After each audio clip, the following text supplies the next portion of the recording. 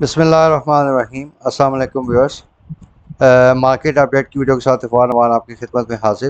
تو آج مارکیٹ میں ایک میجر ڈیولپمنٹ ہوئی ہے، جہاں گورنمنٹ نے ایک سپر ٹیکس امپوز کیا ہے آن سرٹن انڈسٹریز۔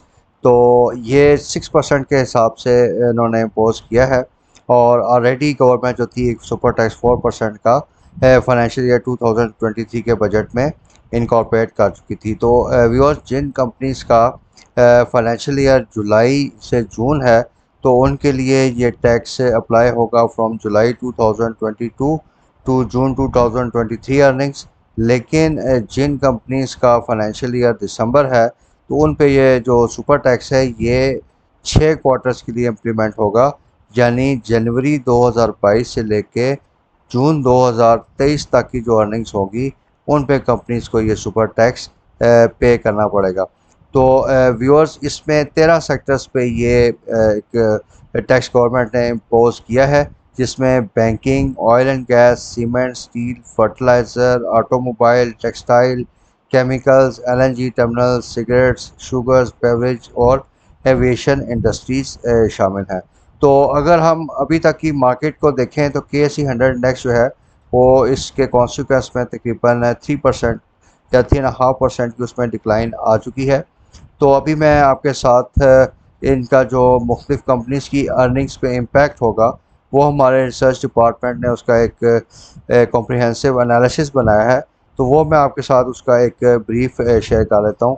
تو اگر آپ بینکنگ سیکٹرز کے سٹاکس کو دیکھیں تو اس میں جو ایوریج ان کی ارننگز پہ نیگیٹو امپیکٹ آئے گا وہ سب سے زیادہ ہے، کیونکہ ان میں موسٹ آف دا بینکس کا جو فائنینشیل ایئر ہے وہ جنوری دسمبر ہے، تو ان کو 6 کوارٹرز کا امپیکٹ آئے گا۔ تو اس میں ان کا جو ایوریج امپیکٹ ہے اٹ از بٹوین 13.9% ٹو 14.6%۔ تو کافی بینکنگ سیکٹرز پہ کافی زیادہ ہٹ آ رہی ہے۔ اگر ہم آئل اینڈ ایکسپلوریشن سیکٹر میں دیکھیں تو اس میں آن این ایوریج ان کی ارننگز جو ہوں گی تقریباً -8.2 سے 8.7% کی رینج میں افیکٹ ہوں گی۔ آئل مارکیٹنگ کمپنیز کے لیے اس کا نیگیٹو امپیکٹ اگین -8.3% ہے۔ اگر ہم سیمنٹ سیکٹر پہ اس کا امپیکٹ دیکھیں تو منیمم امپیکٹ لکی پہ آئے گا، دیٹ از 7.6% کا، اور میکسیمم PIOC پہ ہے، دیٹ از 9%۔